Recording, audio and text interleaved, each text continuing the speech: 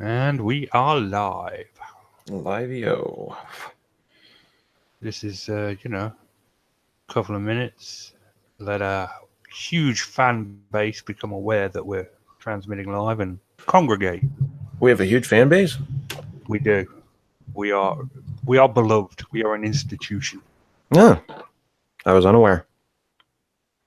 Every week, I get a few messages from, people asking me when I'm going to go back to blogging, but they mention the Squatchable podcast eventually. Yeah. It's got its own, it does have its own little following, I guess. Yeah. I keep getting new subscribers, so No, that's good. I'll take that. I will take that to the bank. But yes, so welcome, ladies and gentlemen, to this week's edition of the Squatchable podcast, where we take a look at the week in Bigfoot news. Joining me, as always, my faithful sidekick, Chris York. Chris, how are you? Absolutely wonderful. He sounds great, doesn't he, guys? He's just amazing.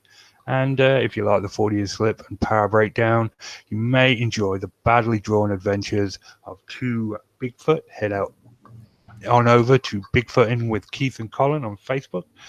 And, well, I got to be honest, they're always up to some shenanigans. And Merrillson will no doubt want his house be rebuilt.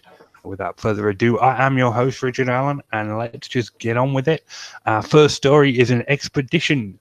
The BFRO is asking you to register with the organizer of the expedition you'd like to attend. Registration requires a few steps. Step 1.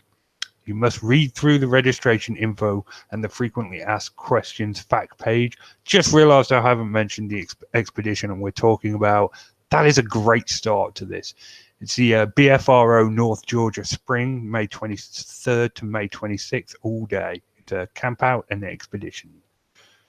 Step 2 and all other steps are described in the registration fact pages linked in Step 1. It's basically a long weekend with the BFRO. They select territories with a history of credible sightings reports, and the expeditions are of a scientific idea in nature, but you will only understand where these efforts fall in the scientific process once you have experienced it all for yourself. One of the purposes of these expeditions is to show the people how these animals operate, so more people can help them identify other habitat areas in the United States and Canada. Chris, what do you think about expeditions? I don't have the greatest outlook on expeditions.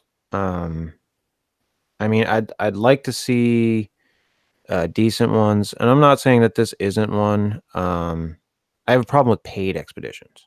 Yeah, that's the thing that I have a problem with. Excuse me, because you're going on a paid Bigfoot outing. It's not like a whale watch. You're not gonna get a ticket to go again if you don't see any whales or any Bigfoot. right. So like I just have a problem with that. But I mean, if people enjoy it and they have fun, good on them. I mean, why should I belittle their fun? But I just have a problem with paid expeditions. So I agree completely. Paid expeditions definitely fall into the shifty area of my expertise. I think they're a scam. I mean, you can't charge people money to take them out camping and just slap Bigfoot on it and say it's something different than a camping adventure. If people just say it's a camping adventure, that's fine. You slap Bigfoot on it, people get ideas. And, you see a lot of reports from the BFRO that a lot of activity does happen on these expeditions. And if we could predict their activity that well, we'd have one in captivity or dead by now. So I'm not a big fan either, but they happen all the time. Head on over to the BFRO website. The link is in the description. And we'll move on now to, Washington State has had 2,032 Bigfoot sightings.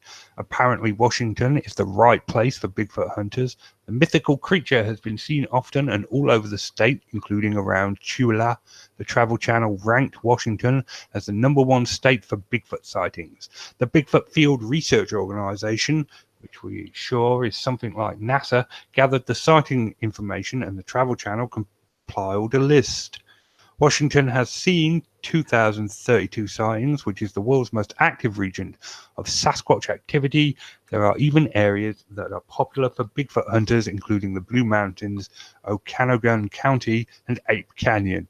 We all remember the story of the Battle of Ape Canyon when a group of miners were allegedly harassed by a group of Bigfoot. Chula even hosts a Bigfoot gathering where people attending say they have seen Bigfoot as well. There have been 23,000 sightings in the US, and the number 2 state is California, and Oregon is also in the top 10. Bigfoot is obviously a mysterious creature that live in wooded areas and leave very large footprints. And the Pacific Northwest has been an epicenter of Bigfoot phenomenon for many years. Obviously, you didn't read the story, but no surprises there that Washington State is the number 1 state for Bigfoot activity. Yeah, I mean, didn't we talk about California last week? Yeah, that's number 2. And, yeah. I mean, I've been to Washington State. It's a beautiful place. You know, great mountains, and I'd love to go back and go hiking, but I didn't run into any Bigfoot activity. I can tell you that. I went to the Brown property out on the Olympic Peninsula where the Grays Harbor footage was taken.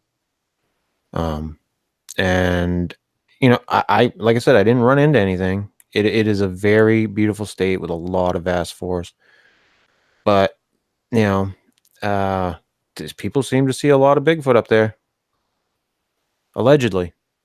what do you think about the Grays Harbor footage? What do I think?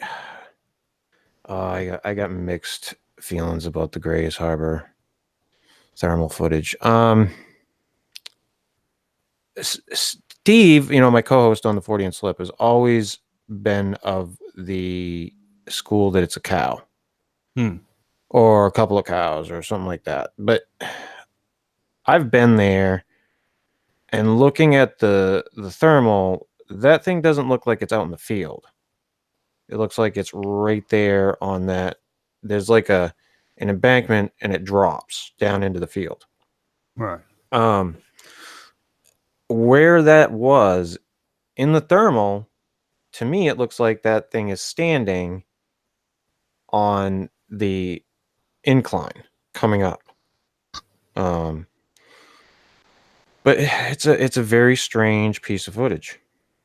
The shape is strange as well. I mean, I used to think it was a cow as well, but now I live next to a dairy farm, and I've seen cows in all shapes and sizes, and the silhouette just, it's very odd. If it is a cow, it's a very odd position that animal's in. Mm-hmm. And when I went out there, Doug Hudson had brought out his Bigfoot costume. Right. And we had somebody get in the Bigfoot costume and stand in that spot to see what they'd look like. And the only heat signature you could see was in the eyes and the mouth. Well, yeah. So it was not a person in a costume. That we can tell you. And Phil, and did Bart Catino as well independently do breakdowns of that footage? I don't know if Bart went out there. I know that Phil went out there a few times. He went out there initially long before I ever went out. And then he went out and met up with us when I was out there a few years ago. And you know, I've heard a lot of stuff about that area. I've heard about, you know, different things that they have, different types of evidence that they have. There's some of it I can't talk about, Obviously, unfortunately, because I don't want to ruffle any feathers, and you know, this isn't the show for that. Right. But needless to say, I'm very interested in that area.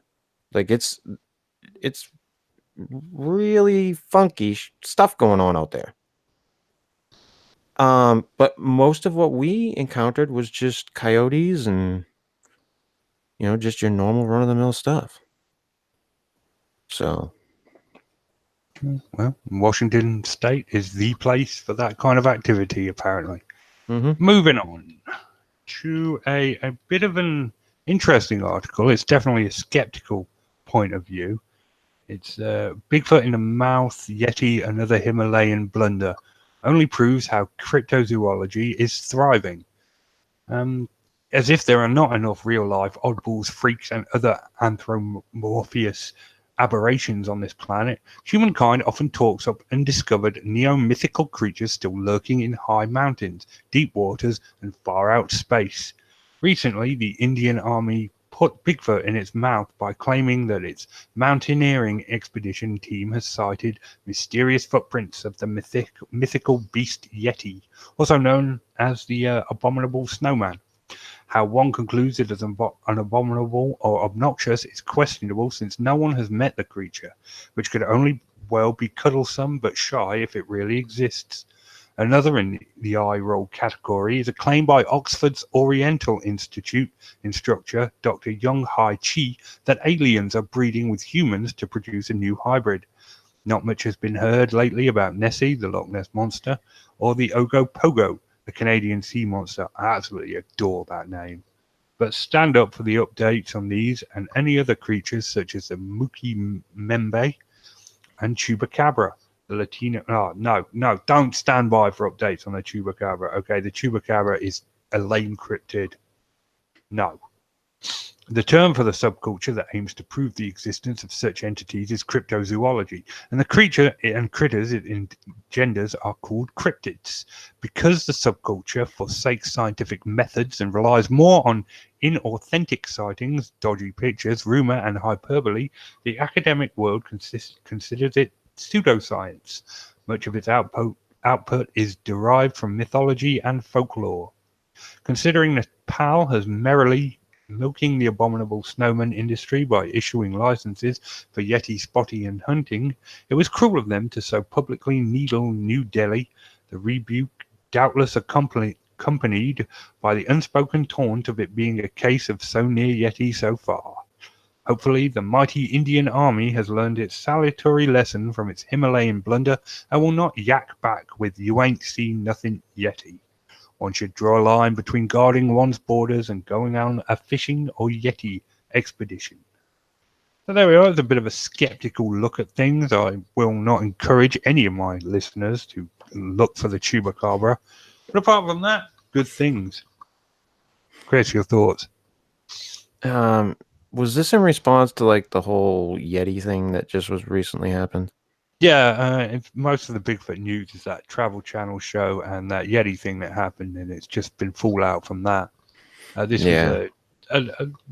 the articles we read last week were very much in favor of it being a Yeti footprint. Mm-hmm. This one was against it being a Yeti footprint because, it doesn't hurt to look at both sides of the argument. Right. No, I agree. But I think that's just what it is. It's just somebody, coming out and saying, yeah, this isn't. And I mean, for the record, those prints are questionable. They're weird. It's strange, but questionable. Yeah. Um. I tend to So. agree with him because I know for a fact that the Himalayan tourist industry milks the Yeti for all it's worth. So Mm-hmm. I tend to treat that kind of evidence with a pinch of salt. Mm-hmm. Yeah, and I mean, a lot of places do things like that. Yeah. Use like legend and folklore. So, I mean, look at Roswell. Look at Loch Ness. There's loads Yeah. of monsters tours and stuff up there. Yeah. So, I mean, it is what it is. And for the record, sorry. No, I'm a skeptical person, but I'd like to find out that there's something out there. Like, Yeah. but I don't want to tear down everything just to tear it down. No. And while, and there are some things I agree with the guy on. Like some of this stuff does get out of control. Very much so. So, Chupacabra is like classic example of that. It's a double-edged sword. So that's my take on it. Also, I would not lump in aliens with cryptids. I think they're two different things. Okay. I mean, I could be wrong, but I'm not sure I want to cross those two in the same arena. But yeah, that's my take on it. And the chupacabra doesn't exist. So, sorry, I'm very against that cryptid. No offense to Puerto Rico, obviously, but Yeah. just saying. So, Indianapolis. When you think of Bigfoot, you likely think of the Pacific Northwest. But new research reveals dozens of Hoosiers have reported spotting the creature. The Bigfoot Field Research Organization posted data online showing thousands of sightings claimed nationwide. KWQC reported the research was analyzed by the Travel Channel, which premiered a new series, Bigfoot in America, this August. The database not only lists the number of sightings in each state, but also breaks it down by county, and provides details of each reported sighting. 78 Bigfoot sightings have been reported in Indiana since children reported seeing the ape-like creature near Westfield in July 1973. 2 months later, a child reported a sighting in Cornfield near Sheridan. The most recent report came from campers who said they might have heard vocalizations of Bigfoot in Yellowwood Lake in Brown County. There have been no sightings reported in Marion County, but there have been a total of 8 in 5 of the so-called donut counties. Well, whatever the case, it's not very... Bigfoot in Indianapolis is not well known, and they obviously want to draw attention to that fact. But I'll be honest, Indiana is not a state I would associate with Bigfoot. No. That's But just I me. mean, you know, I suppose. The Travel Channel are not going to be happy until we just rank every single big state in related to Bigfoot sightings. Well, yeah. That's what it's all about. None in Hawaii can tell you that. There you go. They're not swimming over there. No, they're not swimming over. That'd be a bit of a swim even for a Bigfoot. Well, you know. They might stow away on cargo freighters. Possibly. Indeed. Stranger things have happened. Stranger things indeed. Well, that's going to wrap us up for this week. There's not a lot of Bigfoot news going on. I can't find much that doesn't relate to Yetis or the Travel Channel. If you've heard of any Bigfoot news, please, God, get in touch with me, because milking those stories for all they're worth is getting old. Anything? What's the topic tomorrow night on the slip? I haven't decided yet. I'm up in the air. Fair dues. Yeah. But I'll figure something out. That'd be cool. That would be cool. If you've got any paranormal or Bigfoot experiences, please get in touch with Matt Knapp at bigfootcrossroads@gmail.com. He'd love to hear from you. Phil's not doing YouTube videos for a little while. He's taking a break, so there's nothing to plug for Power Breakdown. I think that's all of it. So it's good night from me, and it's good night from Chris. Good night. Good night.